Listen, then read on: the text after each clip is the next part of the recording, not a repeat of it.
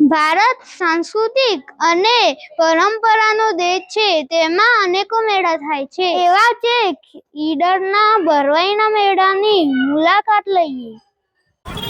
સાબરકાંઠા જિલ્લાના ઈડર તાલુકાના બરવાવ ખાતે દર વર્ષે ભાદરવા મહિનાના બીજા રવિવારે પશુઓની સ્વાસ્થ્ય અને સુખાકારી માટે શ્યામ ગોર વીર બાવજીનો લોકમેળો ભરાય છે.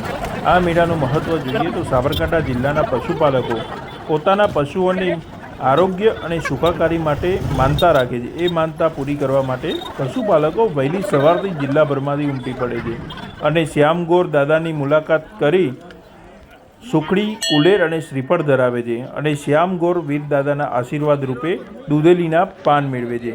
ચાલો એ જ પાન વેચી રહેલા વર્ષાબેન અને રેખાબેનની મુલાકાત લઈએ અને શ્રદ્ધાળુઓના શું એનો મંતવ્ય છે જાણીએ.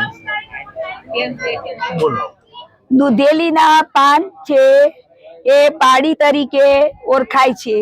એ પાડીના તરીકે આ સોમગોરવીરના ભક્તો પાન આપે. એ પાન પવિત્રથી લોકોને માહિત વધે છે ને ગાયો પાડીઓ આવે, પાડીઓ તરીકે પાન પ્રખ્યાત છે.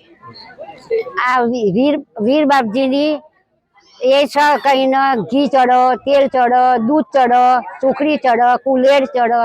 ગરબા મનુષ્ય લોકો પાડી ભેંસને પાડી આવે, ગાયને રેલી આવે અને એ લોકો ખુશીથી બધો કરું છું અને બધાની મનોકામના પૂરી થાય છે.